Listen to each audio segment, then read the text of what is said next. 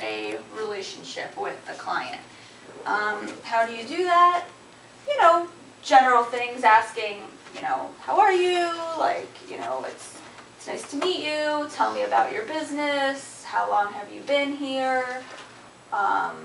You know, tell me a little bit about what you do. What are your customers like? So this all creates a relationship with the client. That's really important because you want them to see you as a person, and you know, you want to make a relationship because we talked about last time, one of the most important decisions for someone to buy something, whether it's an ad or a car or a ring or anything, is it's an emotion. It's usually an emotional connection, right? So there's emotional versus kind of like logical or rational.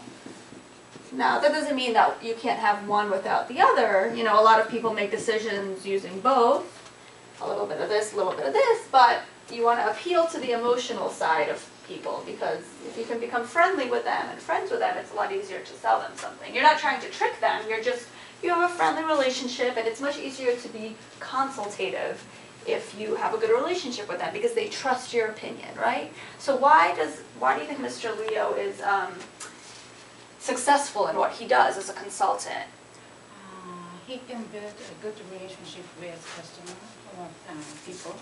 Yeah, I think so. I think he's really good probably at building relationships with people and, you know, making them feel at ease and comfortable so they trust him, they trust his decision, they trust his opinions, and that makes a person much more likely to listen to him, right, and to recommend him to other people. So it's really important to establish rapport. Number 2 is to create an upfront contract. So what does that mean? That means to kind of lay out what the meeting is going to look like. You're doing this because everyone's time is valuable, your time and the other person's time, and this lets people know what to expect. It's really important, right, to let people know what to expect in general when you do anything. When you're selling them a product, when you're having a meeting with them. You know, you don't want to surprise anyone. You want to set things in a certain order, and if the other person agrees, then you're on the same page and things can proceed. So how would someone create an upfront contract? They would say, okay, Mr. Smith, so that's great. Thank you for telling me a little bit about your business. I just wanted to confirm that you still had 30 minutes to talk to me when we spoke on the phone. You said you had about half an hour time for me. So does that still work for you?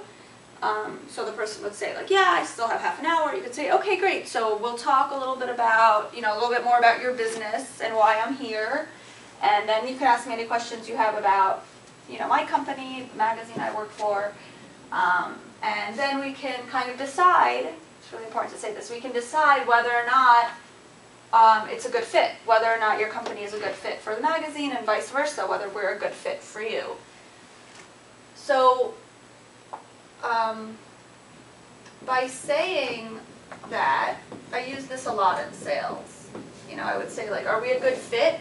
This is really important because it's kind of showing the person that this isn't about me selling to you no matter what. This is, you know, my ultimate goal is not to walk out of here with a contract and with money. That's not my ultimate goal as a salesperson. My ultimate goal is to see if, you know, to hear about your business and what problems you're having, see how, you know, we could possibly work together to solve them.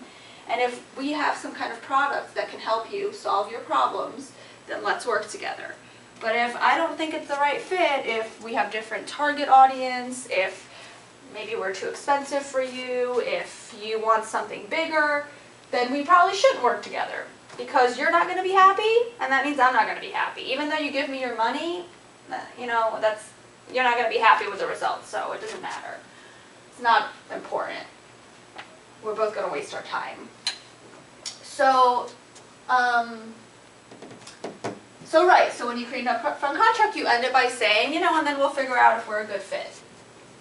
So for example, Aiko, when you met with those two girls from two women from the school last week, so PYD is thinking about joining together with a language school, maybe creating a partnership maybe.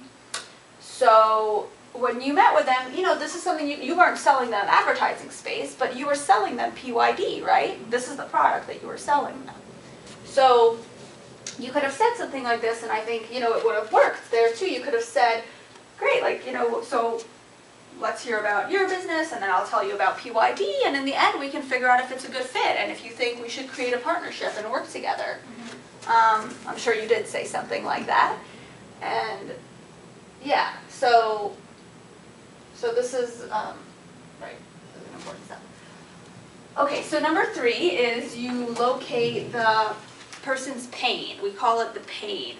So we all know what pain means, right? Like ow, pain, physical pain. But this is more of like an emotional pain. So why am I here, right? The reason why as a sales rep you would be at a meeting is because there's a problem.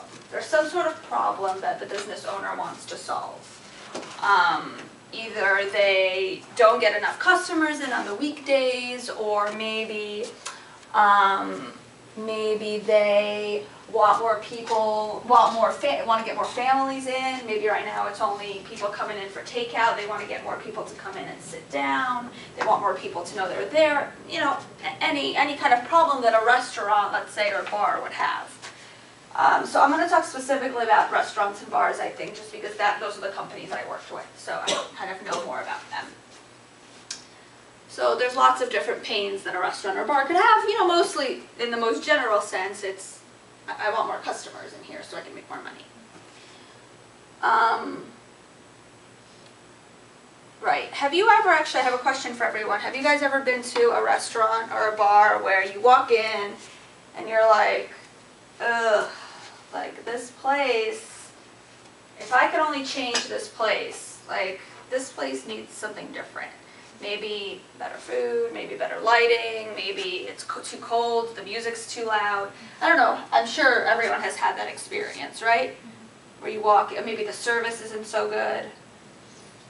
So maybe just, can you think about that experience the last time you went to like a restaurant or a bar and were like, oh, if I could only change this one thing. If you were a sales rep and you walked into that place and they were like, okay, here's my problem.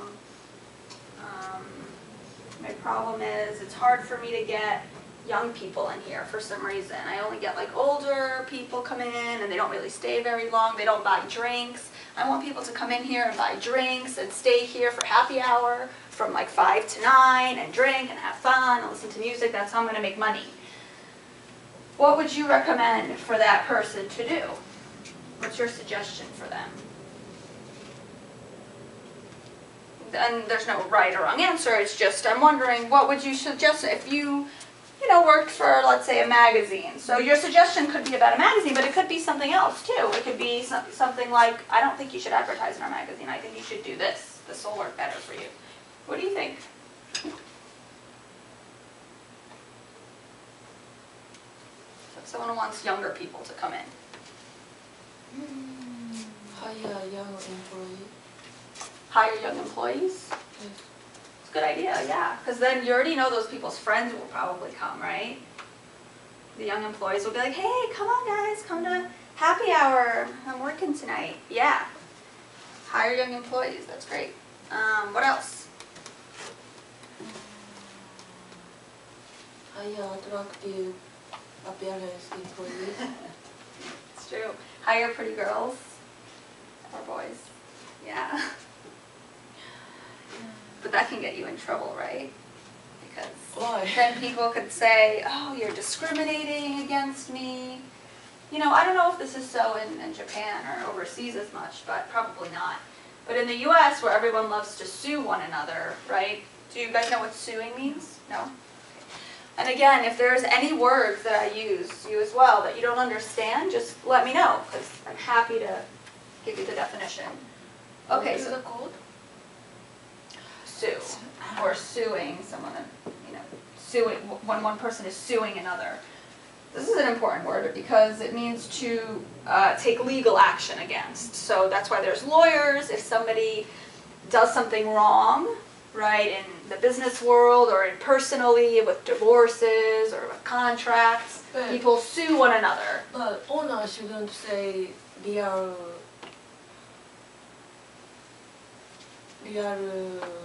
how to choose the reason. Owner should say the reason how to choose new employee.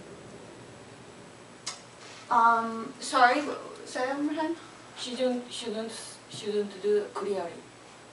You shouldn't do it clearly. Owner should how to choose will be secret.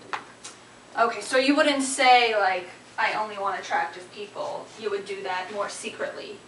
So maybe if like 5 people came to interview, you would choose someone that was more attractive, but you wouldn't tell them that's why you're hiring them. Right? Like the way you think. Yeah, I mean, sure. And that's what most people do, right? I mean, 99% of the time, people do those sorts of things. They don't say flat out what they're doing, right? They're doing what's best for them. They're not explaining it to the world. Sure, I mean, I was more just joking about the discrimination thing, but, you know, now that we're talking about it, I think it's very relevant to know, because in the U.S., right, we love to sue people, right? We do. It's a very litigious country. This is an interesting word, litigious, meaning a lot of suing is going on. So a lot of people are upset about something and they want to be, you know, they want to take action. They want to get their problem solved. They want the courts to figure it out. Give me money or give me whatever. So, yep, so that's what suing means. That's why we also have like jury duty. I don't know if you've ever heard your friend, you know, maybe friends, you have American friends that say they have jury duty. They have to go to court and sit with 12 other, or whatever, I think it's 12 or 13 jurors, and they decide cases, right? So that's how the American legal system works. Okay. So, not always, sometimes a judge decides instead of jurors, but generally, jurors. Okay. So, a little bit off topic, but important nonetheless. What is answer? The answer to what? What would you do to get young employees? Young customer. Yeah, I mean, I want to hear some more, and maybe a couple more suggestions from you guys. Do you have any ideas of how a business owner what they would do to try to get young customers into the restaurant or bar? Put on like yellow. Yeah, great. Right, using the internet, using social media, right? That's where young people are. So putting up a profile on Yelp, getting people to write reviews, putting pictures up of your food, of your happy hour. Yeah, definitely. Using Facebook and Twitter. Great suggestions. If there's anything else, let me know. If you think of anything. No pressure, but if you think of anything, let me know. Okay. So the fourth step. So, okay. What is answer? Oh, what is the answer? Sorry. There is no right answer. Those are all things I would say. All those things, yeah. And it depends on the business, you know. For some businesses, maybe they should take out an ad. Maybe they should put an ad on the radio. Maybe they should put up billboards, posters in at NYU, right? Maybe they should print out some posters and on the bulletin boards or whatever by the NYU campus, they should put out happy hour 5 to 9, because those are students, right? They might come. So things like that are the right answers. So the next thing you do after you hear about what the problem is, you say, okay, great, I hear ya. I understand your problem. Let's see if we can